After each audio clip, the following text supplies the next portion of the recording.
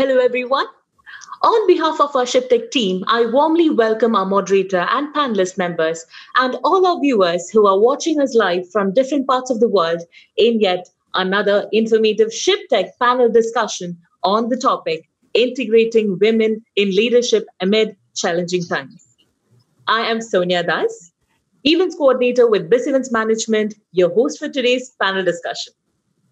I would like to extend my heartfelt thanks to all of you for taking our time out and for being here and being a part of this much-awaited discussion.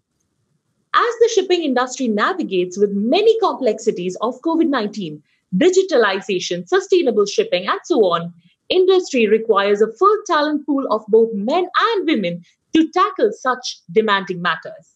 To discuss in detail and share their valuable insights, let me first introduce to you our moderator, Ms. Nima Roy, Project Manager, B Group. Ms. Nima graduated with a Master's in Naval Architecture and Marine Engineering from University of Southampton.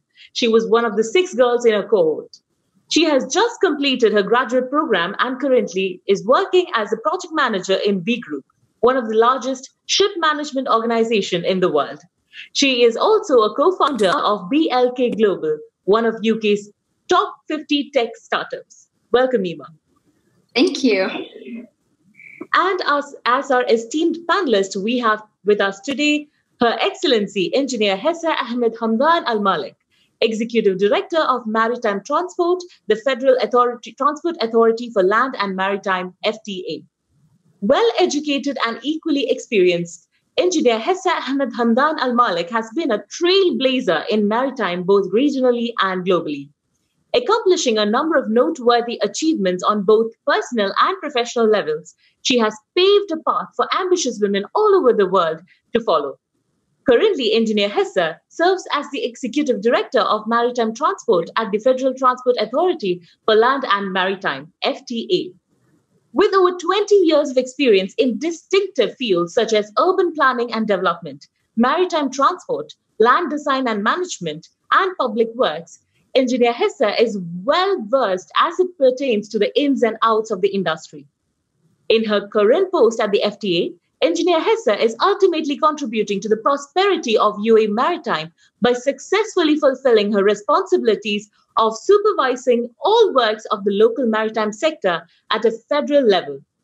This encompasses updating the UAE's new maritime law, enhancing maritime education, protecting the country's maritime infrastructure, overseeing ship registration development, and representing the nation in industry-related events.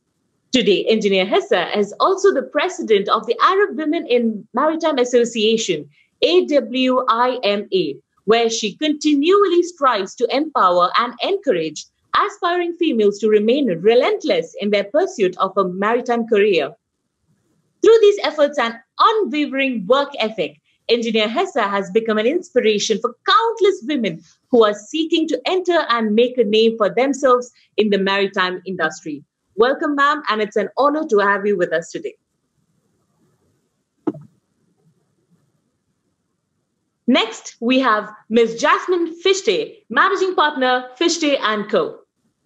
One of the region's most experienced legal experts, Ms. Fishtay founded Fishtay & Co. in Dubai in 2005.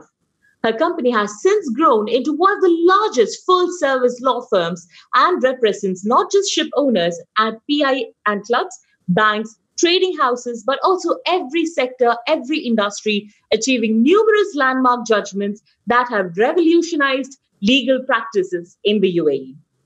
As part of our ongoing mission to improve awareness and interest in the region's maritime sector, Ms. Jasmine is the founder and president of the UAE chapter of WISTA, the Women's International Shipping and Trading Association. Besides achieving numerous landmark judgments, she was recognized as the Personality of the Year and the most influential woman in shipping and maritime in the UAE last year. She also received the Author Excellence Award for the UAE Legal Guidebook published in 2018. Ms. Jasmine has been consistently named in the Legal 500 EMEA Shipping and Chambers and Partners Global Shipping. Welcome, Ms. Fishtay. Delighted to have you with us. Thank you very much. Next, we have with us Ms. June Manoharan, Managing Director, Lukoil Marine Lubricants Dmcc. A senior executive with over 25 years of experience, Ms. June is presently one of the 4 global directors at Lukoil Marine Lubricants, a leading global solutions and service provider to the marine industry. LML is part of Lukoil Group, one of the largest privately held energy companies in the world from Russia. Ms. June's career graph is as exceptional and inspiring as she is. To say that she is an icon, admired and respected by women and men across the business world would be really an understatement. A self-made success story in a largely male-dominated industry, her determination and massive appetite for challenges has proven her skeptics wrong, time and time again. It all began in the early 90s when Ms. June took up an entry-level job with British Petroleum in Oman. It wasn't long before she made her presence felt. When her family relocated in Dubai in 1994, Ms. June excelled at her role in BP Marine and by 2010 was on top of her game and rising to the senior management role, managing the region of Middle East, Africa, India, South Asia, and up to Malaysia. It was around this time that Lukoil, a global Russian energy giant, was keen to set up base in the Middle East to explore their rapidly expanding global footprint. Ms. June currently oversees the Lukoil Marine Lubricants business for the eastern part of the world, which stretches from Africa to Australia. Having set up offices in Middle East, Hong Kong, Singapore, and representative offices in Africa, South Africa, India, Japan, and Korea, Lukoil has recently ventured into Australia. Ms. June and Lukoil have a common thread that pulls them close together. In the sense, both had humble beginnings in the region and are now big players in the marine and energy industry. From a small branch office 10 years ago, now the Lukoil operations in DMCC is the global headquarters for their marine division. With a 50% market share in the Middle East and 15% overall globally, Ms. June attributes Lukoil Marine Lubricants' success to their technological strength and ability to provide innovative solutions to the industry ahead of us. Welcome, Ms. June, and pleasure to have you with us. Next, let me introduce Captain Sahar Rusty, CEO, SJR Group. Captain Sahar Rusty is the UAE's first Emirati woman to hold such a title. Currently, Captain Rusty is the Chief Executive Officer of SJR General Group, her own self-founded business. The company's primary focus is import-oriented as it supplies quality manufactured accessories with the vision of continually enhancing the marine industry. Additionally, SJR also manages a multitude of subsidiaries conducting work related to creating smart home designs, goods and services, exporting, and stable management and host training. Upon her entrance into the maritime industry in 2015, Captain Rusty joined Abu Dhabi ports as an administrative assistant before quickly climbing the ranks to become a navigation services coordinator. Furthermore, she became the first Emirati woman to work in the field of marine services. Future prospects motivated to establish the first Emirati factory in the UAE for manufacturing, maintenance, and supply of navigation aids in the region. Additionally, driven to incorporate training, rehabilitation, and development of national cadres as it pertains to the international assistance to the highest international standards and standards of the law of maritime aids and lighthouses to achieve the UAE's maritime strategy in a safe. Welcome, Captain Sahar. Honored to have you with us today. Thank you so much. Next, we have with us Ms. Delela Rodriguez, Editor, Tactics Media. She is replacing Ms. Ifat Mustafa due to medical reasons. Ms. Delela Rodriguez is a journalist with over 7 years of experience in India and the UAE. She currently works as the content editor at Tactics Media, generating compelling content for leading maritime clients. Her role at Marathi News requires her to cover significant local and global developments in the maritime industry. Welcome, Ms. Delela, and thank you for joining us. We are very happy to have you. Thank you so much. Next, we have Ms. Nicola Goode, Head of Brand and External Relations, Marine and Offshore, Lloyd's Register. Ms. Nicola has worked in the maritime industry for more than 2 decades. Until November 2018, she was a journalism director at IHS Markit, a leading global provider of maritime data, analysis, and consulting, and the executive editor of Fairplay. Prior to joining IHSM, Ms. Nicola was a long-standing member of the Lloyd's List editorial team and responsible for a number of flagship product launches and was the custodian of the top 100 listing. She was named Seahorse International Editor of the Year in 2016. Welcome, Ms. Nicola. Pleasure to have you with us today. Thank you for having me. Next, I introduce Ms. Noura Al-Shamsi, Head of Community Engagement, the Arab Academy for Science, Technology and Maritime Transport in Sharjah, AASTS. Ms. Noura is a highly competent, motivated, and entrepreneurial-minded professional with over 16 years of rich experience in managing HR and administration, specifically streamlining employee welfare, productivity improvements, and policy formation and implementation, IT operations, along with managing adequate security facilities. Her career contour, working currently in United Arab Emirates University, UAEU College of Science. Before UAEU, she was working in the Port of Fujairah, handling IT, HR officer and security department until 2016, prior to which she was in Abu Dhabi Commercial Bank, Abu Dhabi. She is excellent in leadership, relationship building, communication, interpersonal and organizational skills, thrives in both independent and collaborative work environments, zestful with highly evolved consultative and management skills with keen eye for quality. Welcome, Ms. Noura, and thank you for joining us, and we are happy to have you with us today. Pleasure is all mine. Now, to all our attendees, please note, there will be a 15-minute Q&A session at the end. So if you have any questions during the discussion, please type them into the Q&A tab in the control panel at the bottom of your screen. It will surely be addressed at the end of the webinar. So without any further ado, I request Ms. Nima Roy, moderator, to kindly take over the session. Over to you, Nima. Thank you so much, Sonia. Well, I'm really glad to be here today, and thank you all so much for attending. And I'm sure that we're going to have a great session this afternoon. So, as Sonia mentioned earlier, that the shipping industry navigates with many complexities of COVID-19, digitalization, sustainable shipping, and so on. The industry requires a full talent pool of both men and women to tackle such demanding matters.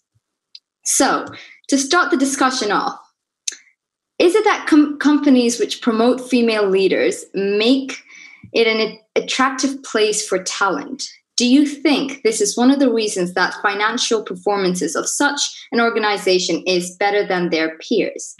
And I'll be addressing this question to Engineer Hessa, Jasmine, June, and Captain Sahar. So starting off with Engineer Hessa, I would love to hear your thoughts on this. Okay.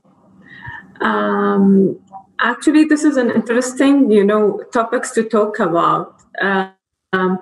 But, originally, if we think about the most common prototype small business is the family, always family lead by females or mothers, housewife. Is it that? So, and there's no family without challenges, even financially, with the kids, renting house, buying new car. So usually females, they look after those things. They try to solve the things with them, maximizing the profit with the better solution. So it's the same mindset. When they use female at companies, they always try to use their talent, their very complex way of thinking to come up with the best solution, with the minimum risk, with the minimum, budgeting, and maximize the benefits, and even financially or even in a professional way. So I don't want to talk just about maritime and the government. And the government, the budget is set by government, but usually when we use female leaders, it's not only me, even other leaders, they usually make it more profitable. We use the same budget, but with an added value. It's not only to achieve what it's requested, we even achieve something more. So I think this is the female mindset, even from home. It's not only at the job and at work. Absolutely. And Jasmine, would you like to add to this? Always hard to add something to Hessa. Normally she comprises it. As I said, I find statistics saying that companies run by female leadership. I would question these statistics. I haven't seen them. I can't value them. I, as you know me, I don't like to say men are better, women are better. It's not. It's just simply not about that. If the performance is better, again, I wouldn't comment on any of these statistics without having seen them. But in general, I could say women display emotional intelligence, what we call, my generation would still call it common sense. So women display a kind of common sense where you can read a lot of books on emotional intelligence and think, yeah, that's something that is so natural to us. It is so natural to us to find a solution. I don't need to go head on against somebody else because that's not in my interest. It's in my interest to get us together. I don't need to prove my point. If I took a decision and a coworker comes in and says, but have you thought about this? I would always say, good point. You're right. So quite often I would look into it. Whilst men, it is quite often that in a male leadership, it's very hard to change that mindset. That mindset is into it. I have to say, especially in shipping. In shipping, I'll call it a conservative business in my good days. When I'm not so friendly, I call it a kind of backward business because we have a lot of leaders who have been in the industry 30 plus years, 40 plus years. They have been a captain on a ship. The captain on the ship is the king. What king? It's the god. So it's like really, you do what he's telling you, and you don't question. And he would not need to explain. But it works different in an office. So now, with this mentality, they come to the office and they tell you, and people are too scared to say, "Have you considered a different point of view?" On that point, I think that a female influence would definitely benefit any company I'm working with. Yeah, definitely. June, what would you like to add to this? After Hessa and Jasmine says, what more can I add? I think I could have a general statement saying that yes, certain organization with inclusive mindset promote gender diversity, equal opportunities, and make an attractive place for attracting young talents and retain them. I see both organizations I work with, when we have female leaders, it's easy to attract young talent, much easier than that.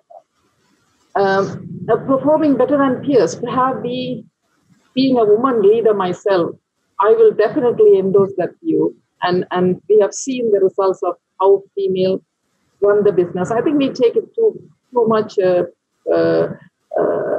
I would say we have more empathy on things. I think that's a female edge we have on that one, as Jasmine said earlier.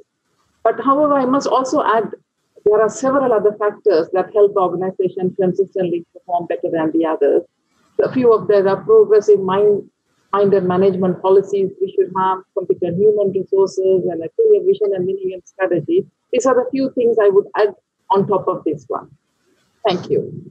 Thank you, June. Moving on to Captain Sahar. As Jasmine had mentioned, the shipping industry is quite a backward business, where quite male-dominated, and you being the first female captain, I'm sure you would have something to say about this.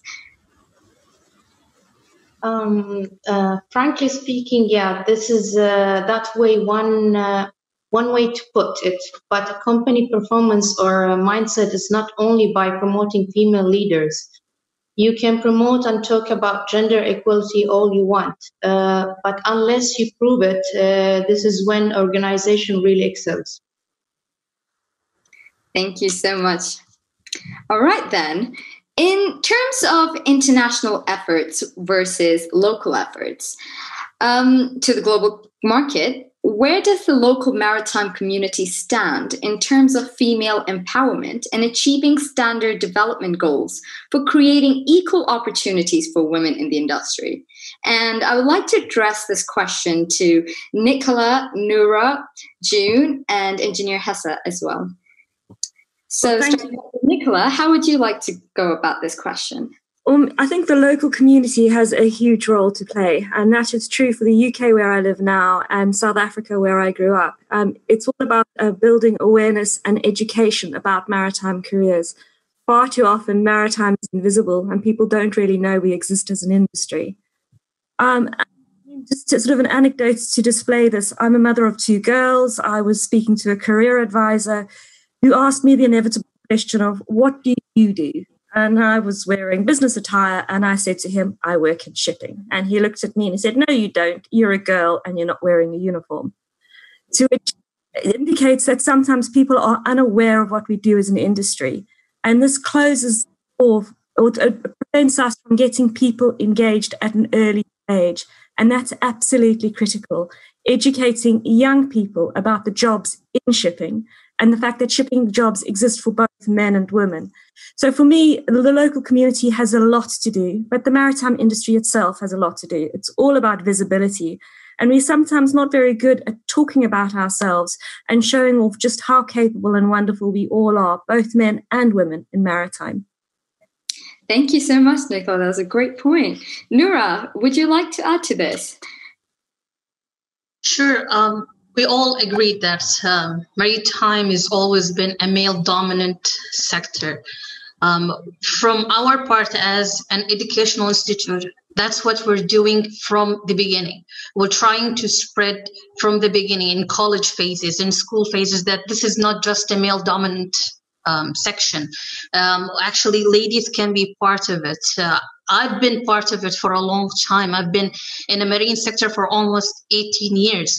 So it's not just, things are changing lately. It's not just for the male, but we still need the, the marine sector owners to spread some awareness regarding that matter. Till now, we don't have that much actually going on. UAE lately has passed a law for equal payment for gents and ladies, but this is actually was practiced here before it was forced and governed by the law. In UAE, things are a little bit different. We're trying to give ladies more opportunities to be part of it. Captain Sahar is a wonderful example of it. Engineer Hessa is a model to most of the girls over here in the academy. And I really think this will start more in school, in the family itself. Everything with us starts in the family. The way of thinking, the actual raising, it helps a lot in the community. And this is where we're actually trying to focus on. We're trying in an academy as a university, but we're also trying to reach parents as well to change a little bit the mindset that we used to have before. Absolutely. I couldn't agree more. Engineer Hessa, what would you like to say about this? Yeah, actually, plus what Noura just mentioned about UAE, it's a very well-known fact. It's not only about maritime, but that 50% of our parliament are female. 1/3 of our government ministerial council is female. And when you talk about the government, whom set and competitive indicators for the whole federal entity to achieve a higher percentage of equity between males and females. So you can imagine what type of government I'm talking about. So 2 days ago, they announced the result of this competitive indicators, and I'm glad that I belong to the ministry who got the highest percentage on female equity between males and female, and two level at the technical level and at the leadership level. So, and I'm glad to be one of those leaders who pointed as, considered as a success leaders at a certain type of very technical and professional government. So we really got the support from our government, but now it's our role to spread such support at the maritime sector and level. And with the academy and with the private sector, I think soon we will achieve even more successful stories. Absolutely. I completely agree. And personally, I think it is I don't want to say the problem, but I do think visibility and awareness, there needs to be more of it. At least from my point of view, the only reason I even knew much about marine engineering or the shipping industry was through my father, because he's in the industry. So again, it started from the family. And that's how I ended up graduating with naval architecture and marine engineering. But then again, it's not like I had any sort of female role models to look up to. It's almost like I had to pave my own path. And to just share an experience, a couple years ago, I did an internship in a shipyard. And to me, I was extremely excited because I was like, wow, this is going to be very fun. 2 months in a shipyard. I was very excited. But when I went there, I found out I was the only female among 300 other men, and they didn't even have a female toilet. So it was quite challenging, but I didn't see that as a step back. It did not put me off. In a way, I was actually quite surprised that there is a long way to go for the industry to actually be more inclusive of women. So I would really like to hear some of your challenges that you have faced, and how did you overcome it to succeed as a woman in the industry? And this, I'm addressing it to all our panelists. So starting with Captain Sahar, would you like to share one of your experiences? Oh, yeah, to be honest, yes. As you mentioned, Ariel, being the UAE first female captain was really challenged on its own. I first started with Abu Dhabi Ports as an administrative assistant before my way up to become a navigation services coordinator. One of the most recognized and known challenges that I face is having to be a woman in a male-dominated industry. As you mentioned, Ariel, that you face that even they don't have a toilet for women. And they don't really accept me to be a woman in the ship. It was really difficult to communicate with them and to take me seriously. But it doesn't stop me there. So I keep continue take it seriously to my challenge, even know how to deal with me, since it was a new experience to them, seeing a woman in the work field. I have spent more than 1,300 hours in the heat. To mention the scrapping, the navigation buoys, and sailing in the ocean, and providing and to proving to everyone, especially my family, who were helped me and were supported to me, and family, husband, kids, everyone. Even, to be honest, Mrs. Engineering Hessa and my lovely friend Afat, they always be there for me.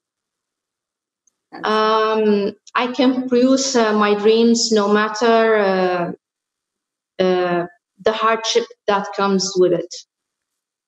Absolutely. Engineer Hessa, can you please add to this? We'd love to hear your experience.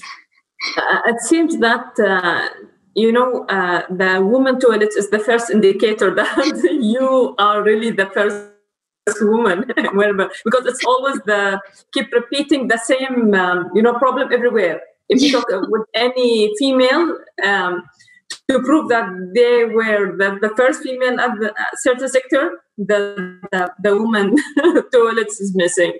Yeah. So it's the same, even with my previous experience, I was at, the director of road and highways. So also at that sector, I was the first female.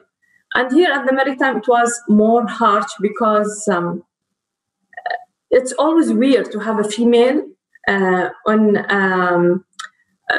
a meeting on the port or with some official delegates. It's not only here anyway. Even when I went to IMO, and if I go to attend any international meeting on the GCC level, it's weird to have female. And it's not only weird to have female, sometimes they don't give you a chance to participate. But once we took our chance, we never stop. So they keep pointing to us later on.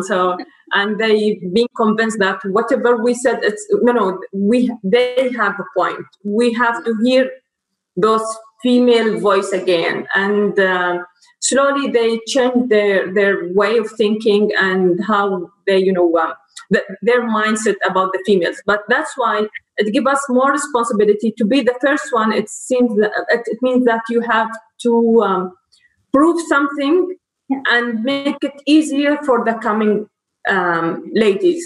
So that's why it's quite bigger responsibility at the beginning. So important to keep up. Yes. Yeah. And Noura, I can see your big smile across the screen. Would you like to share an experience? Sure. Well, I view all my experience actually in a sense of learned lessons. I have a lot of learned lessons. Let's not just say bad experience. It's more of a learned lesson throughout my career. I came from a very outspoken family, very verbal family, and I used at the beginning of my career to actually offer my, opinion, my help to whoever is there. But as a marine sector place, the male always had this stop. We're fine. We don't need a female, suggestions or even an opinion. We're okay with it. What I really learned throughout my career is, especially in the marine sector, you need to use your emotional intelligence in this. You need to understand the situation. And once you do, you will be able to communicate with everybody over there, studying, reflecting, and finding a solution for whatever you're doing actually and working over there.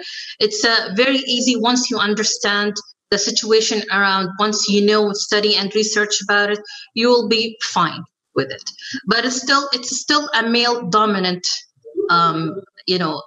sector, but we're peeping through it time by time, and we're doing very good actually. You'll find in any community, any company, you'll find a female that has reached the top level over there. And we're very outspoken. Ladies in UAE are not as they used to be before, forbidden to go out or not, refined to talk to the media. It's totally different now. Even the girls, they are willing to participate. They are willing to be part of anything that is actually will help in developing their own careers. Absolutely. Jasmine, would you like to share an experience? I could write a book about this. I know I just said, as Hessa spoke, I recall how Hessa became the executive maritime director of the FTA. We as an industry, we had problems at that time. We wanted more. We wanted more support. We wanted more help. We wanted the FTA as a government entity to understand how we as an industry see things, and we didn't get anywhere. And as I recall, there must have been a meeting in the government where it was addressed whether the FTA understands or agrees with us as an industry. And I think Hessa leaned in. Hessa said, okay, I'm an engineer. I'm coming from road and transport, not really from shipping, but this looks solvable. This looks feasible. So she was given, the minister trusted her. And that's my big point here. Nothing without a mentor who actually supports you. The minister trusted her. People looked at her curious, a woman, head of the shipping. She's our highest authority in the country.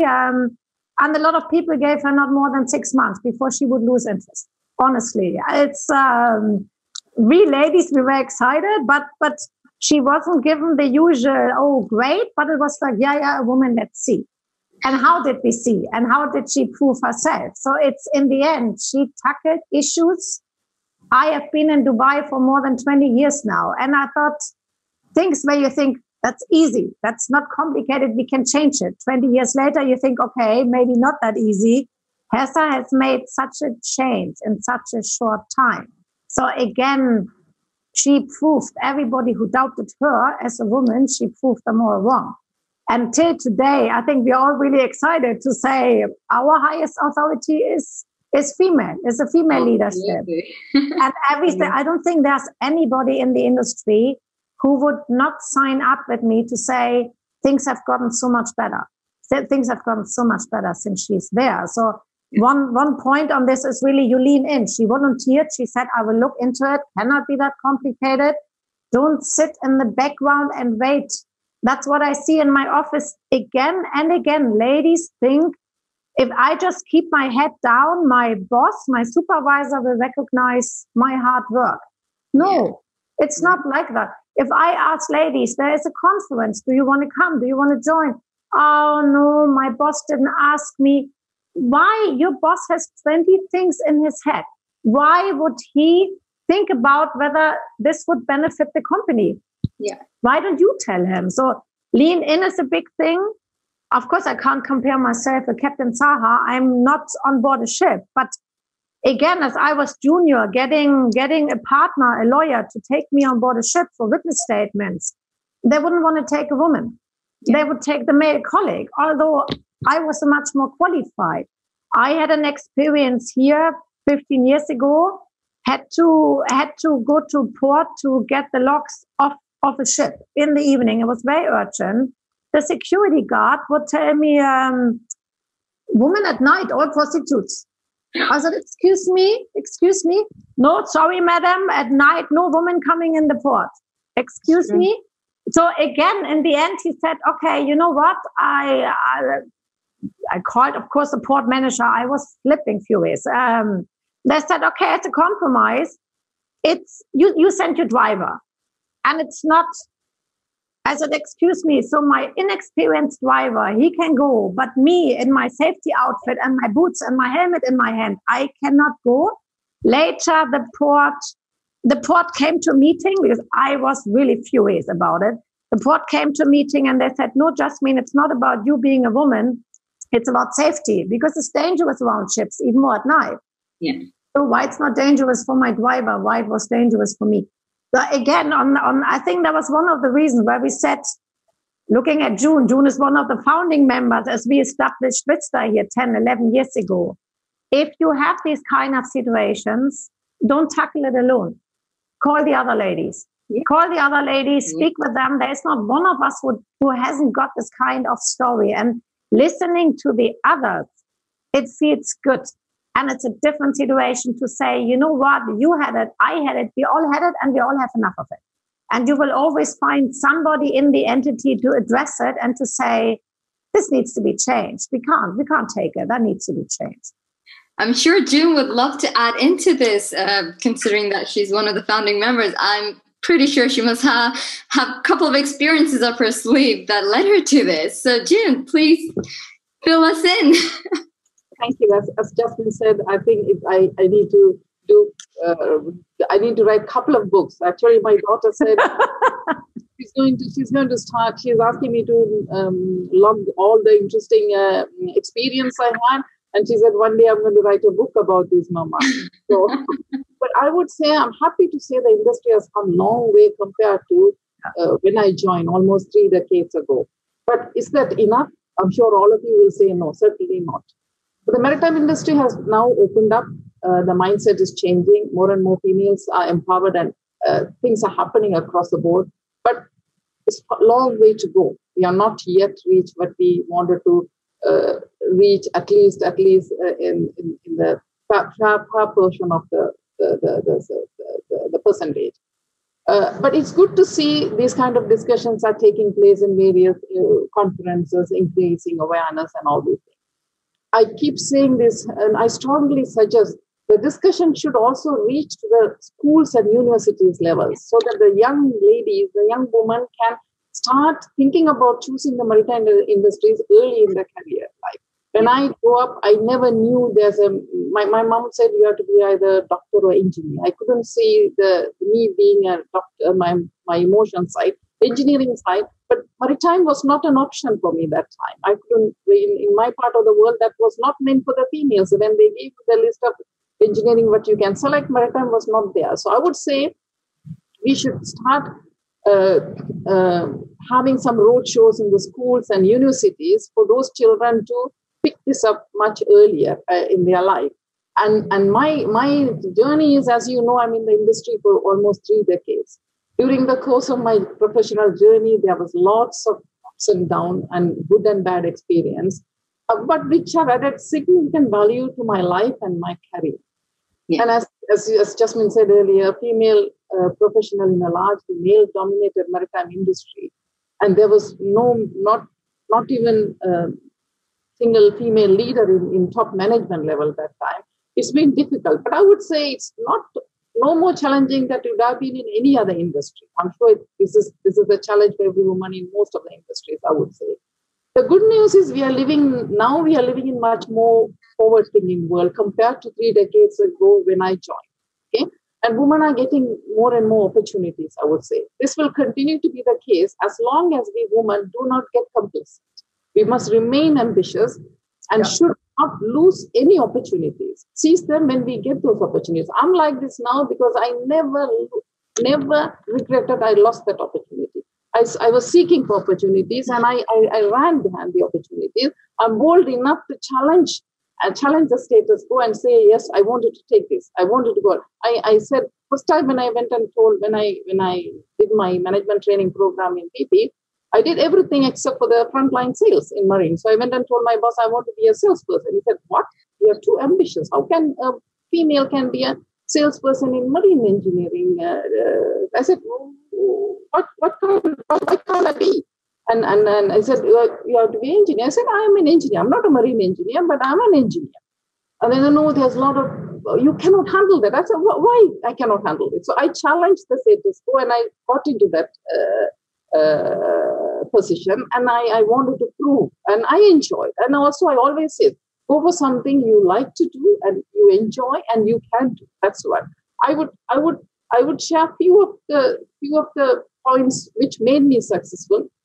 I think I feel very old. I'm 3 decades compared to you girls. So I would say that don't worry about whether a job is for a female or a male. Just focus on what you have to do and do it. When we commit to something, see through it, no matter what external issue what we have, whether it's family related, personal related, or it is a professional related one. But just make sure your commitment is to see the end of the task that you are going to do. And I would say, as clicked as it sounds, always believe in yourself and always be positive. And we know anything is possible. When you make it to the level of leadership, have empathy for others. I mentioned earlier, one of the biggest advantages we females have is we have empathy. That's what we can be: a good mother, daughter-in-law, good mother-in-law, everything, because we have a lot of empathy. So that empathy we should apply in our business world as well. This Absolutely. Is an we have and should take a pride in it. The biggest advantage, we should always try to make others better, because that's what a big good leader is about. So when we make others better, it helps us and help the others. I would say one of the examples, when I was in Oman with BP, I was educating the local young females the job what to do. So one of them came and asked me, why are you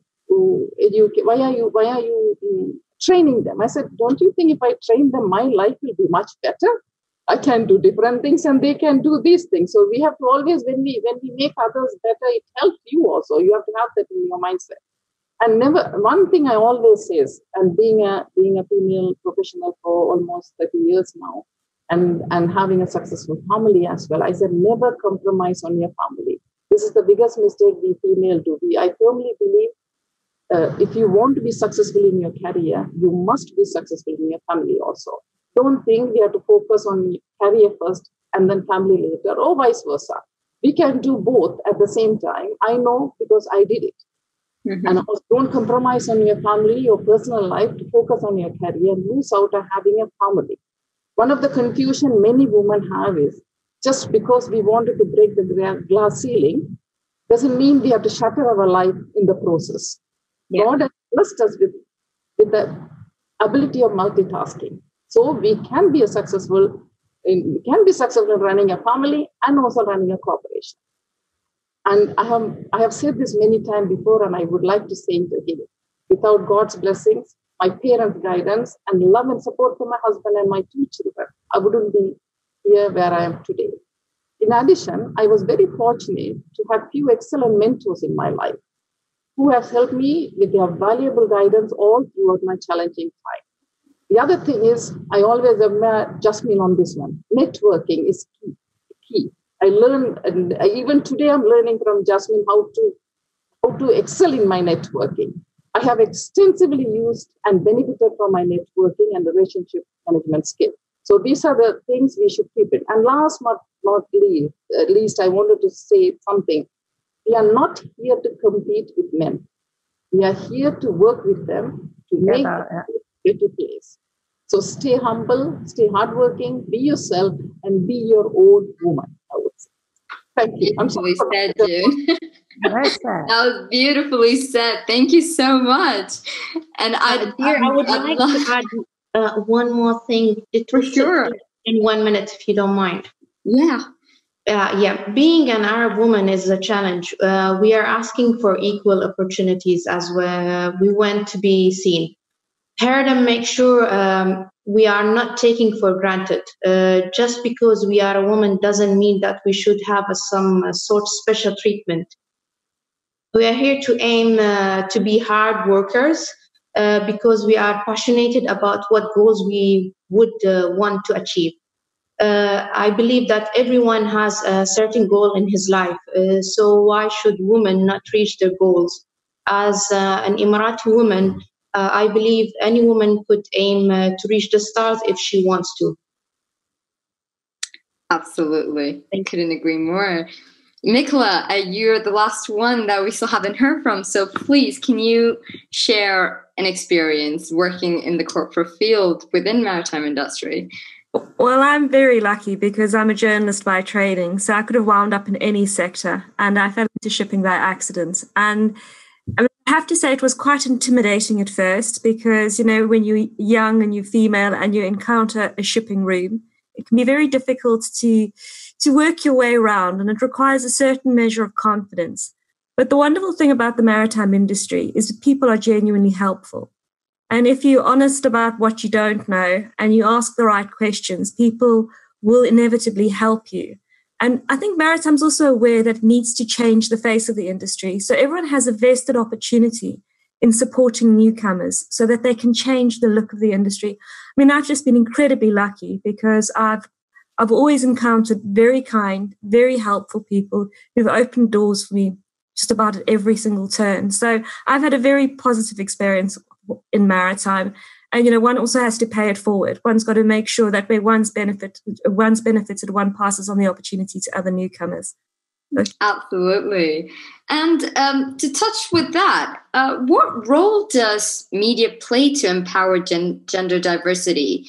And how relevant is it, do you think, since with your background in journalism? I think the media has a huge role to play. I mean, media organizations themselves need to be legitimate. They need to embrace gender diversity themselves so that they can legitimately call out organizations that are not doing quite the right thing. I think maritime, there's an issue with visibility. And I think the media has a huge role in showcasing success in maritime so that people can see who's good at what they do. And they can also start to imagine themselves in that role. Because I think it's a big problem because a lot of women don't see maritime as a career option for them. And they just can't imagine what it looks like. And, in just looking at everyone's face today, there's so many roles, there's so many different opportunities. mean, the media has also got quite an important role in that it's got to keep an eye out for tokenism. And I think tokenism can be a problem when, sort of people are put into a position just to fill a gap without the person necessarily having the skills and the experience. And I mean, where it's almost a sticking plaster to try and fix a problem. Personally, I believe tokenism undersells female capability, and it diminishes the success of all the other achievers in the industry. I mean, the mainstream media in particular, needs to embrace maritime more. And we need to, as an industry, we need to make sure that they do. I mean, just thinking about the current crisis, we all hear about how aviation is suffering. But, maritime is keeping supply chains open. We're keeping people fed. We're providing medical supplies. And we need to generate better awareness about what we do as an industry. And we need to work more closely with the media in that regard, particularly the mainstream media. So the media definitely has a key role to play.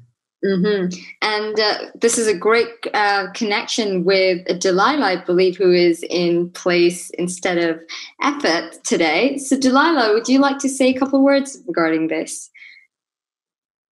I agree with Nicola 100%, because I myself as a journalist have faced too many challenges in the media. Women really find it difficult to find space in the newsroom. So first, the media channels definitely need to eliminate that to be able to open up their minds to the fact that there are other industries that also have women who are doing a great deal of things. So yes, while we're on this topic, I'd like to give a fact nugget. While I was doing my research, I came across this report which said that in 2019, the proportion of women in senior management roles rose to 29%. Okay, that's a horrible figure to begin with. Okay. Secondly, they also state that 87% of global mid-market companies have at least one woman in a senior management role in 2020. That's pathetic. It's shocking to hear that these figures stay like this in spite of us being in 2020. We're living in the world where it's a digital world. There's information overload every single day. Despite that, there is very little we know about women who are doing great work in the maritime industry. And I think organizations like Marasi, basically Marasi is a publication, we have an entire section which focuses on women in the maritime sector. And we don't shy away from talking about everything that they do, be it their achievements, the challenges they're facing. We ensure that we give them a platform to speak about their work in the maritime sector. So yeah, I think a lot more media houses need to sort of open up and embrace the fact that women can do greater things. We're not only limited to conventional fields like doctors, teachers. We can do things. We are a part of governments. We're running governments world over. So we are doing a great deal of work. And the maritime sector is. We have lovely women here today who are doing a great deal of work in their field. So yes, we need to open our minds to that as well. Absolutely. And I would like to ask Captain Sahar this question. So being a female captain, which is quite rare in the Middle East, do you think that having some sort of immediate coverage on these specific roles would help promote this with younger women? Yes, it will help a lot. And we need this. Really, we need that media coverage being all the time to cover the young ladies, Emirati women, to keep going on this. Mm-hmm. Absolutely. Thank you. Now, I'd like to move on to the next question. So, working from home has now become the new norm for many people, allowing both men and women to spend more time with their families. From a business outlook, post-COVID-19, do you think this makes women more or less vulnerable compared to their male colleagues? And I will be addressing this to June, Jasmine, Nicola, and Captain Sahar. So June, please go ahead. This is a very interesting question. And I would say, in my point of view, yes, it does make women more vulnerable for certain cultures, I would say. I'm born in Sri Lanka, migrated to Canada, living two parts of the world. I think if you you look at India and subcontinent, joint family, can a lady sit at home, 100% focus on work without having completely separated from herself with the children or elderly parents? I'm sure that's going to be a big challenge. So cultural impact is going to be there. So the dependent in the family where you seeing work in the south part, east part of the world, they are not seen. Working from home is not a norm. So they are not seeing ladies working from home. So will we be able to separate ourselves completely and do 100% focus on the job? That's going to be a bit challenging. And especially in the Asian and Middle Eastern culture, when work from home, often they are still expected to pay attention to the family needs, and especially to the young children and the elderly people. And we are used to the joint families and all those stuff. Yeah. On the other hand, this is a life example. When we had the COVID-19 situation, we have to decide to work from home. So I have to shut down offices in Dubai, Singapore, Hong Kong, Japan, China, and India. I had a bit of a challenge in the Asia, especially Singapore and Hong Kong. The girls called me and said, June, can we please come to office and work? We will be taking all the precautions. I said, why? Because we are 3 generations staying in one small apartment. Mm-hmm. And we cannot stay all the time at home. How we cannot, there's no place for me to keep my computer and my customer service team work around the clock, and they are going on shift 8 hours. I said, there's no one place I could stay in my house for 8 hours without any disturbance to work. So I would say maybe West, Nicola, you can agree with me.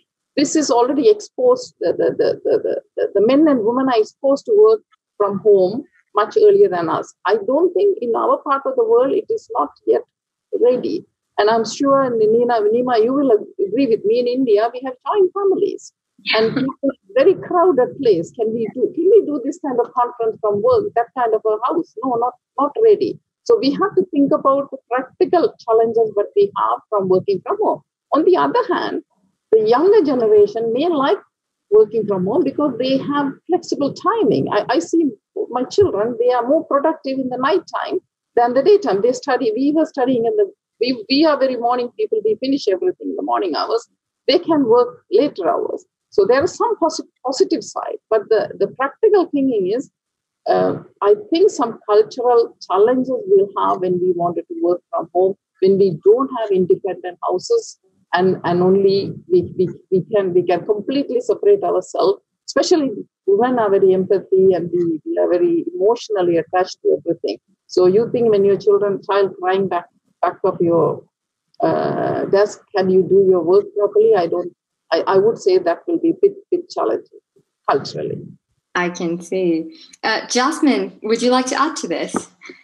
Yes, I'm happy. Sorry. I'm just answering here on the chat box. I'm just answering William, who had a very interesting comment to make. So I'm multitasking, coming to the point of multitasking. All right. We come back to you later and I'll give you time to respond. No, that's fine. I finish it in a second.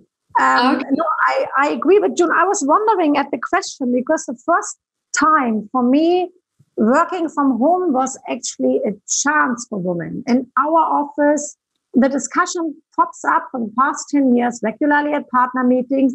Can we offer women, mainly working mothers, flexible hours? Because I don't want to lose talent. I think we are one of the very few companies, we have a longer maternity leave than by government allowed.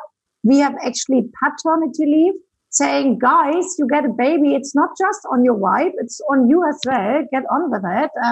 Help your wife. It should be a partnership.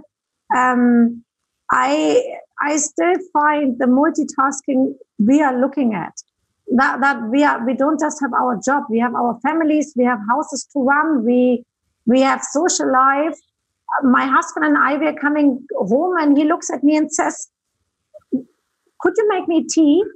And I think, but I'm tired too. So why do I have to get up now? It's on that point, flexible hours would certainly help sometimes. Absolutely. Everybody who has children, you know the attitude of the school. Oh, could you come at 10 in the morning? Could you come at 11? There is some mothers, not even a parent meeting. Why is it a mother's meeting? Why not a parent meeting? Why If I ask my husband, what's the name of our daughter's school teacher, I can put money on the table, he wouldn't know. So it's on that point, we are facing much more challenges than our male colleagues. Absolutely. Working and from add home. to your point on maternity leave, actually, I was wondering, so from a business standpoint, they run on the process of making profit, and the profit depends on efficiency of their employees. So given that maternity leave is generally longer than paternity leave, sometimes women are put in that situation where they are made redundant because of unfortunately, due to certain situations. So I want to try to understand, how can we help women in that process, or even businesses in that sense, where they're not forced to make such a decision? How we can help, I wouldn't know. What I find, if you look at it, like in our office, literally every male colleague is back in the office saying it's unbearable to work from home with the children at home. Yeah, but you expect it from your wife that she is handling it. So coming back to that point, it is challenging. We all find it challenging. Maternity leave, I'm running an office, so I come from both sides. As a woman, obviously, I want to have the chance to be able to get back. I do see the problem every time when we have a candidate in an interview, a lady, I see a gap. Every time when I say, so what happened here in these few years? Baby gap. She literally had to leave her office, so a well-educated, well-known lady had to leave her job because she had to take the decision. That, as Delela said, that in 2020, we still have to take a decision between career or family. That is not right. But of course, I'm running a company. We had a situation once where 2 or 3 ladies were pregnant at the same time. That is very challenging. And then by law, you cannot make somebody redundant was pregnant. But of course, companies find ways around. In the UAE, you don't just lose your job, you would lose your insurance cover that comes with your job. So you have to lose the maternity insurance cover if the company has maternity insurance cover. How to protect ladies is just saying by the individual, if she's dedicated enough, she will manage. It's absolutely hard. But you see Effort, who is not here today. Effort had a baby yesterday. 4 hours later, we visited her. 4 hours later, Hessa and I were sitting with her. Every few minutes, she would grab her phone and check her emails, and literally actually doing her emails. I posted that on LinkedIn, and the comments were quite interesting because a number of people said, Effort, stop. This time will never come back. You just had a baby. Just stop. Just hold in there. There is something, you shouldn't do it. I don't know. I think it's the dedication to follow up on your job. If you have a good talent, no, I would never let a woman go because she has a baby. I personally would never do that. I'd like to hear from Engineer Hessa regarding this, considering that she's just recently had a baby girl. So tell me how you handled in this situation. For example, if one of your colleagues were in a similar situation, and if they were put in a place where they had to be laid off, or they could no longer come back to work. But I would also like to hear from your point of view how you felt during your own experience. Okay. Actually, when I delivered my baby, it was at the peak of Corona. So the lockdown was there. So nobody even noticed that I was pregnant and I delivered, and I was working from home. And I just took a small break and I continued work from home. Even I was, during my maternity leave. But, if you have this sense of commitment and the internal responsibility regarding, your work, even if you were on a leave, but you have a chance to work from home, you'll do it. So it's not only me. You saw Effort yesterday, it's the same. And I know a number of my friends and colleagues, they were with a similar situation, and they start, doing it, it's not like to be dedicated 100%, but at least 80%, 70% of your job, you did it from home. And you feel more relaxed because you around your family, around your baby, at the same time, we have that distance learning. It was horrible at that time. And I believe most of us suffer from such things. We have Corona's issue, and we have to have a lot of decisions to monitor the maritime sector, and things should move, normally. I have to take care of my baby, but I really enjoy it because I love whatever I do. And I believe it's the same situation with FN and with our colleagues, because we love it. We love our job. We have that internal commitment. Actually, if it's happened again, I'll do it again. So because we really like it. Yeah, and from what I'm understanding, it seems that women are kind of put in a position where they can be committed to their jobs as long as they're really enjoying it. But on the other hand, men, even if they're not enjoying it, after a couple of days of their paternity leave, they can go dive in straight ahead. But do you think that would maybe promote companies to actually keep hiring men over women? I'm trying to understand, what is that fine line between discrimination and competency when choosing female candidate in a male-dominated industry? Okay. If you allow me, I think it's the same fine line between equity and equality. They have muscles, we have brain, so we are not equal. Yeah. They are good in a certain job and we are good in other jobs. So we are not equal. So don't treat us equally. But there should be a sense of equality in our job. So that's exactly what happened. I always said, don't ask people for gender equality. We are not equal. Females and males are not equal. But equity is the better word, because as I said, I was in my maternity leave, but I'm eligible to do most of my responsibility because I use my brain more than my muscles.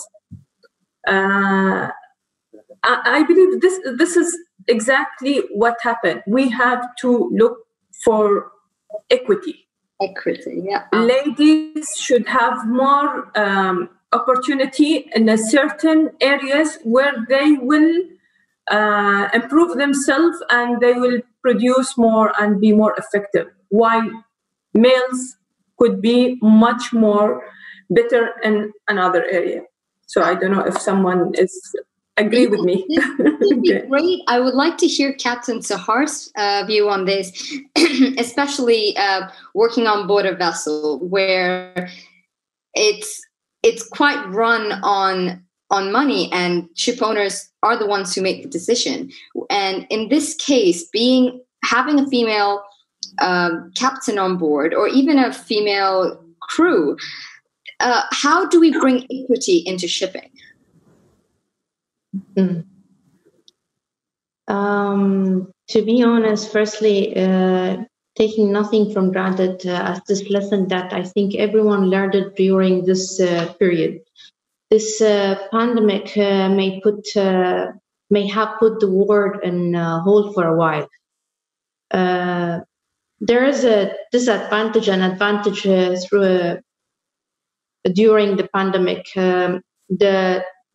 The advantage that says that we are surrounded with the family most of the time, and working from home, it's make the family and kids, and let's say it's mother and father, to be more familiar with their kids. I know they're there, but most of the time we're working. And like, I'm a captain. Before I have my own business, I used to spend more than 9 to 10 hours in the vessel. So that time we don't have something called teams and working from home or working from vessels. So I was missing my kids most of the time.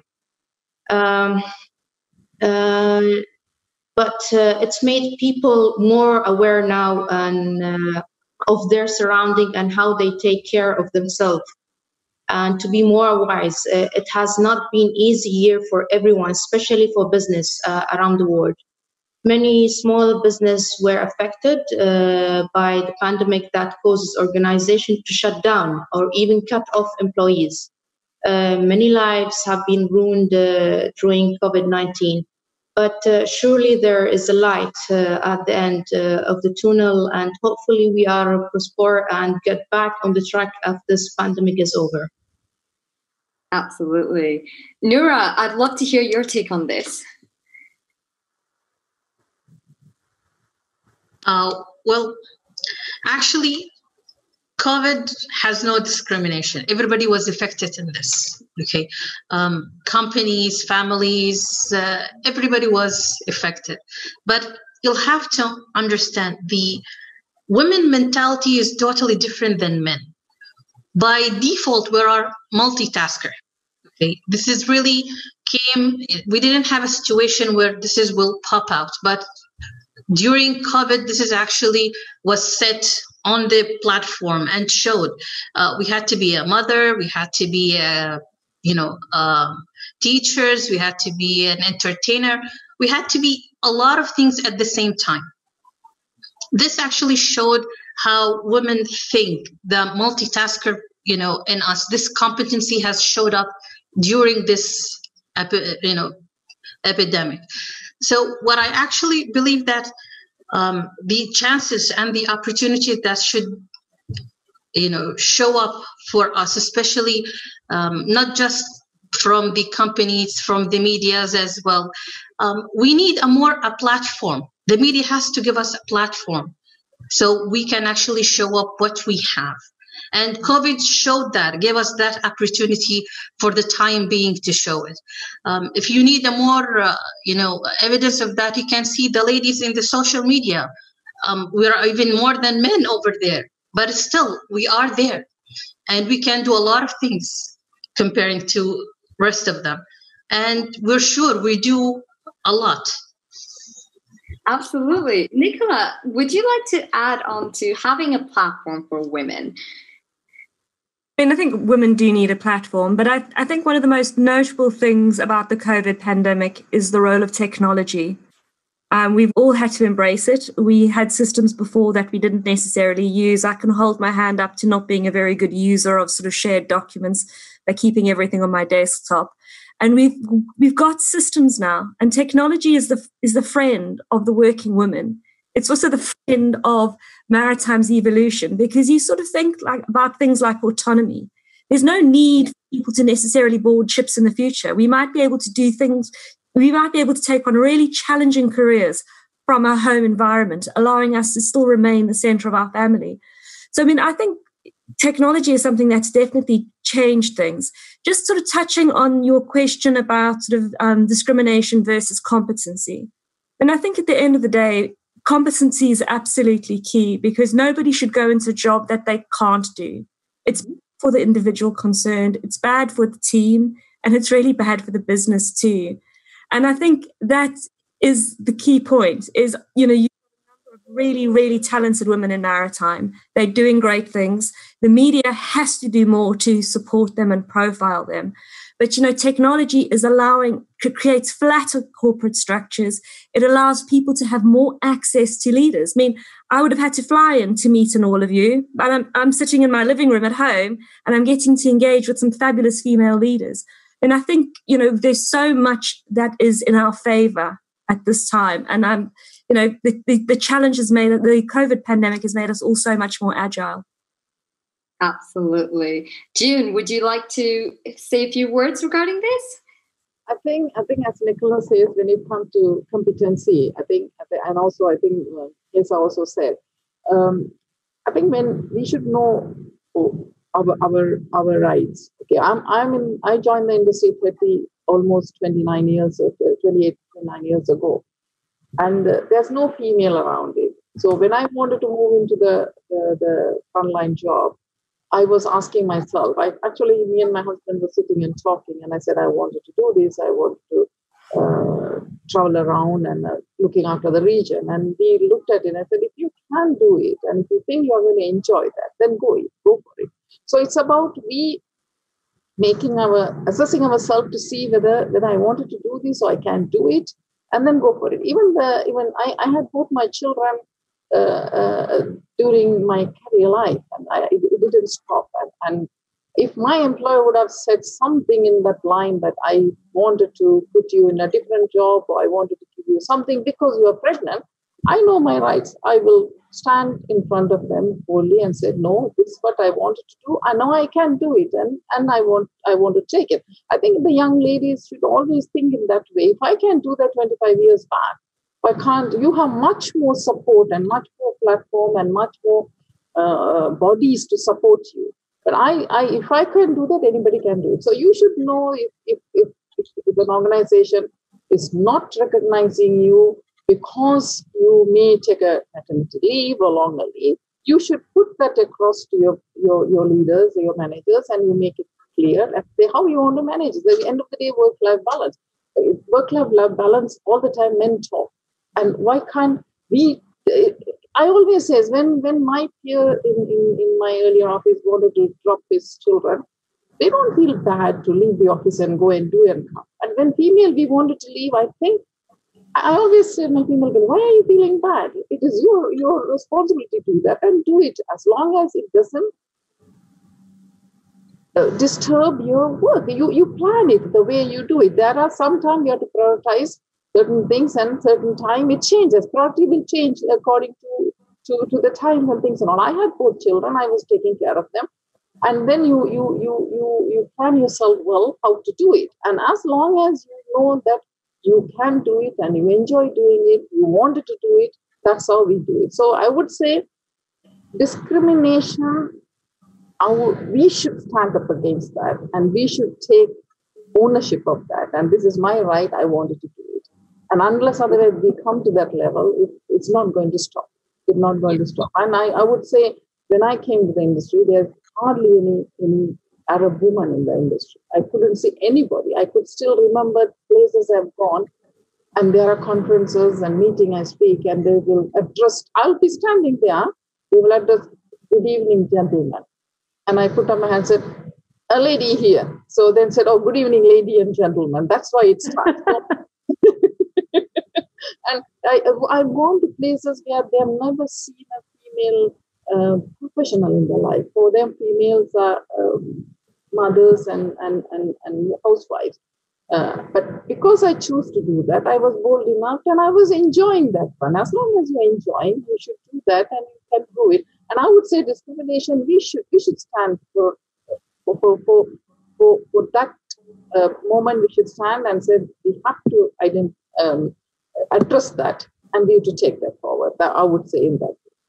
So I would like to talk about this one scenario, and this is actually based on one of the questions we received. So in the case, let's say a project manager is assigning someone a project, and they're looking at efficiency of that particular employee to finish the project under a designated time and budget.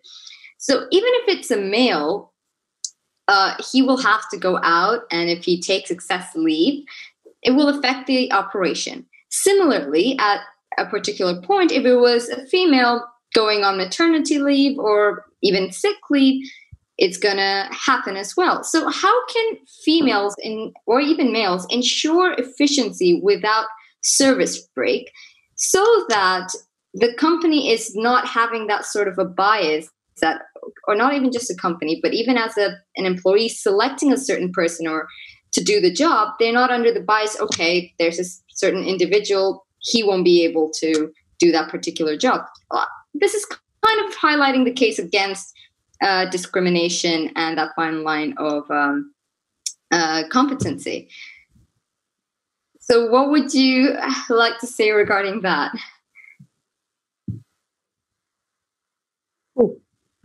Oh, sorry. I would like to ask Jasmine. Sometimes I think what might really help companies if the governments would support if the governments would say, because, bringing children up, it's a question for society. It is a question for society. It cannot be the solution to say, okay, you female stuff, you just don't produce anymore. No kids, make your career. That's not the way out.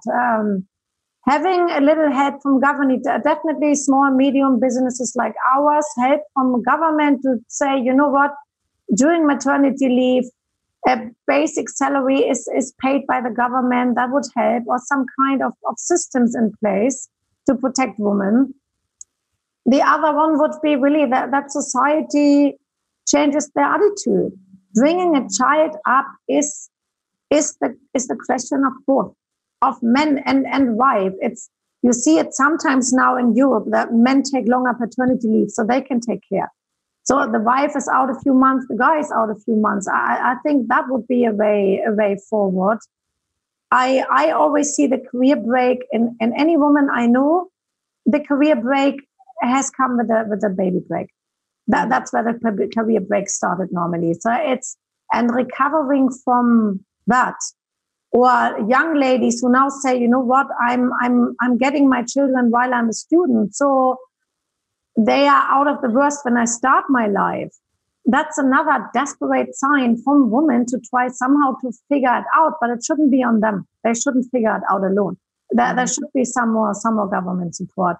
Another one would be maybe a quota. I know no woman wants to be the quota woman. No woman wants to say, I got the job because I'm the quota woman. But helping with the quota, it would force companies to look into it and to say we need to pick the female candidate. We need to open the doors there.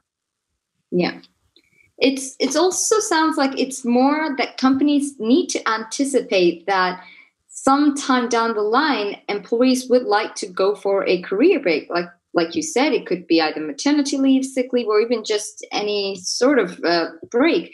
And it's not only for women. It should also be anticipated from men as well.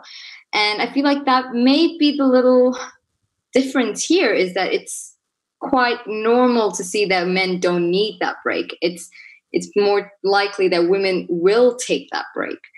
Nicola, would you like to share a few words on this? Career breaks are inevitable. Women have babies, and it's a difficult transition to motherhood, and to do so while maintaining a career. And I think a lot is down to company culture. A lot is down to how society embraces motherhood and also treats women in the workplace. I was looking at the questions in the chat and talking about whether we need awards to recognize diversity. Frankly, it's not about prizes. It's about the culture and the mindset. And I think, my overriding view is we all hold, we've all got the power to facilitate the change. It's the way we as role models to show that it can be done.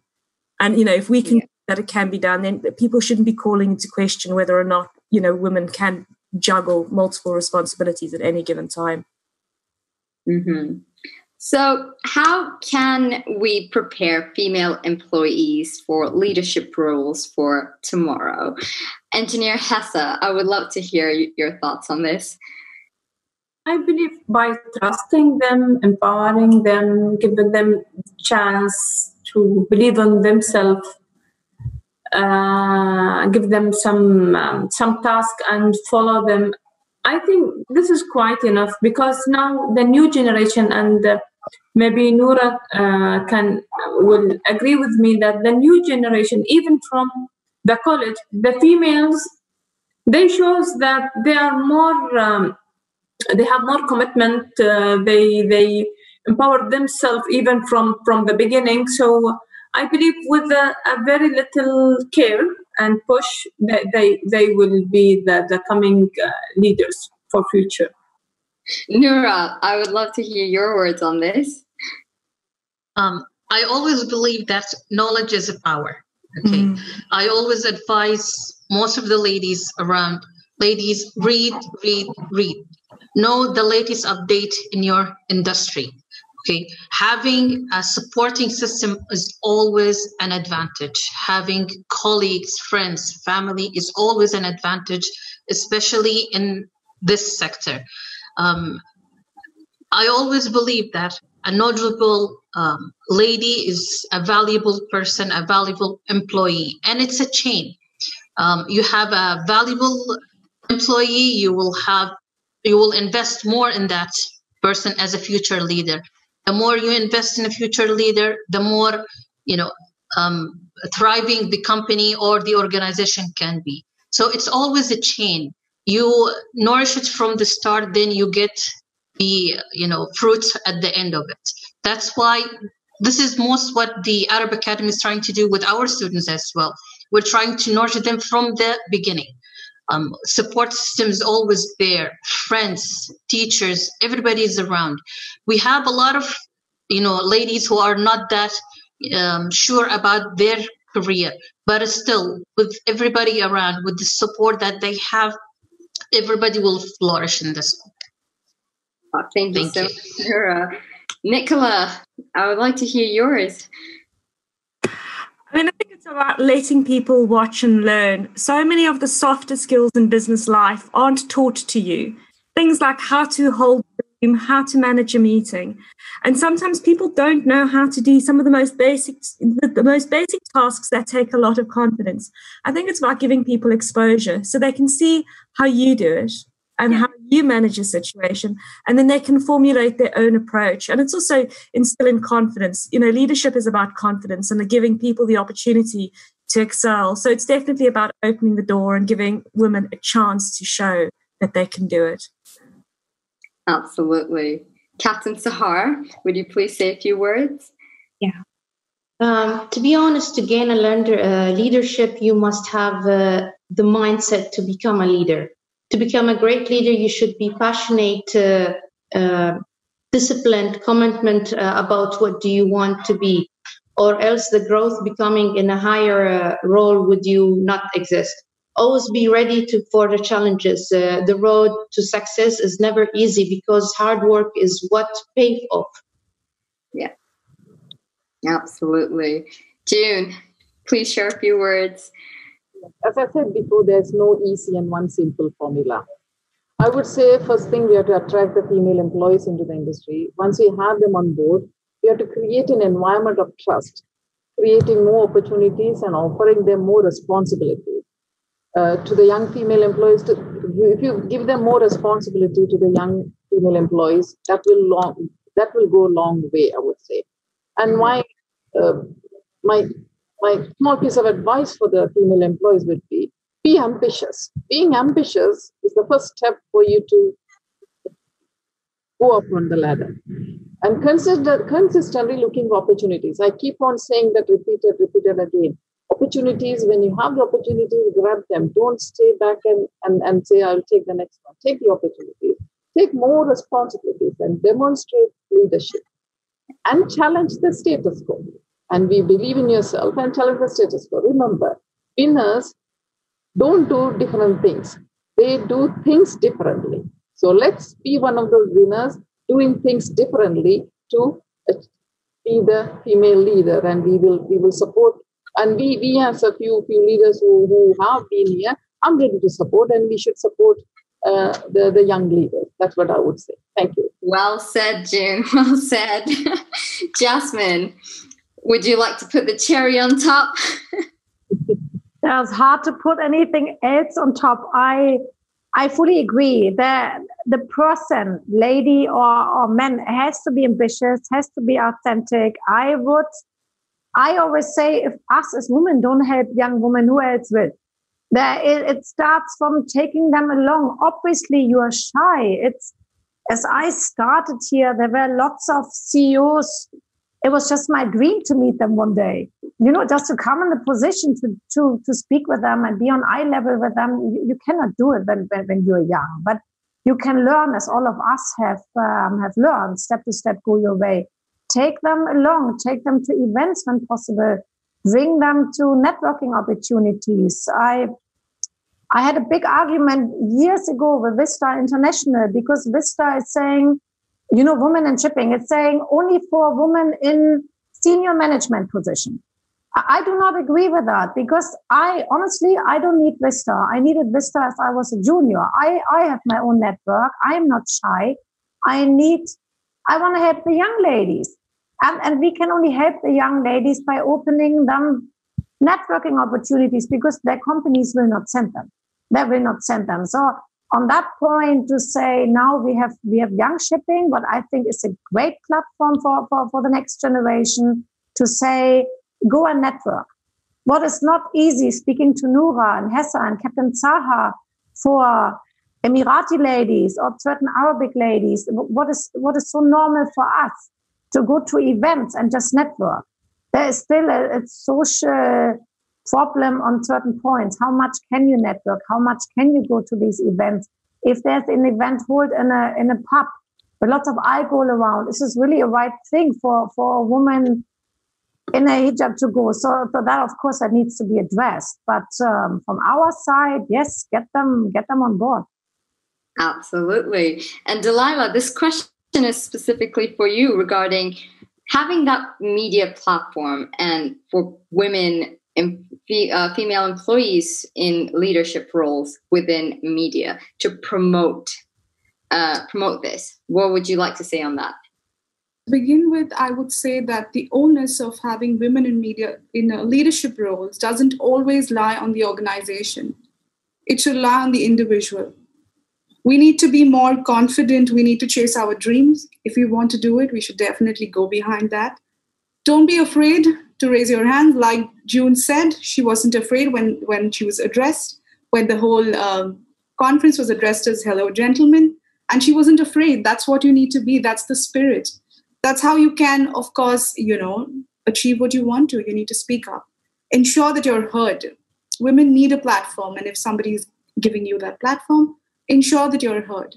Secondly, organizations and associations like Vista and Avima are definitely play a crucial role in this, because they help you network, they help you reach out to inspiring women, and they're organizations by women for women. So they definitely help you, make your own, farm your own path and reach where you want to, yeah.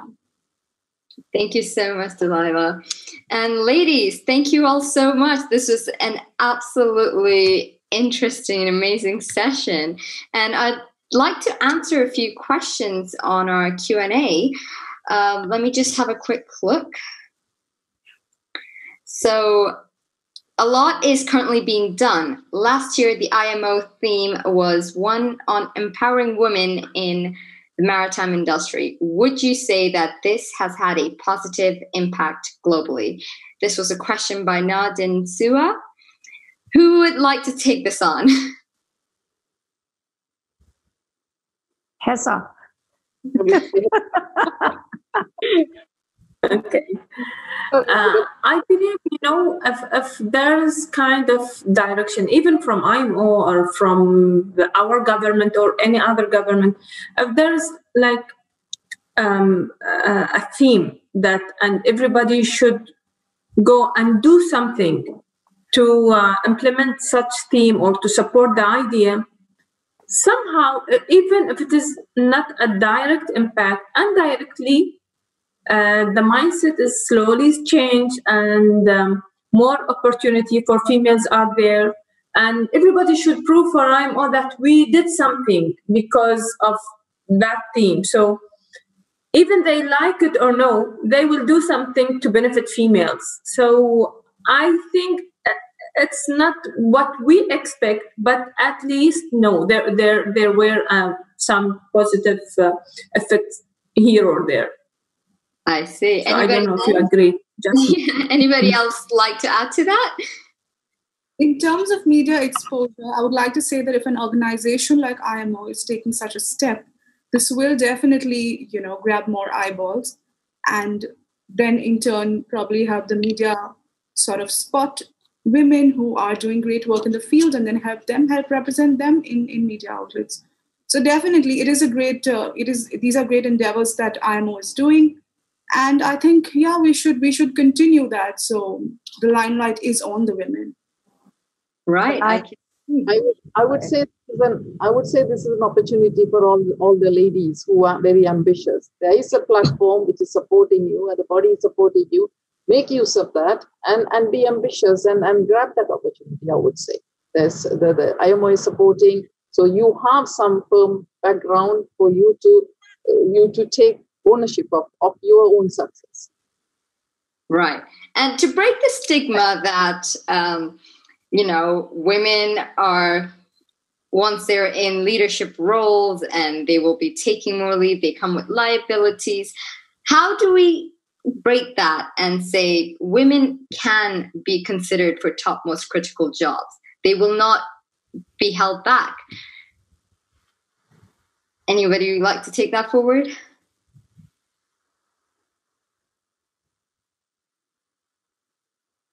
I would say that, this thought process comes with the society you live in. It's not something that you can feed someone. It has to be ingrained in you. You need to realize this. Nobody has to tell you that. You need to realize the importance of women. You need to realize that men and women go hand in hand whenever it is, regarding anything, any development, any growth. They have to go hand in hand. Neither of them can function individually. So yeah, that's how it is. I completely agree. Society does play a huge role in this.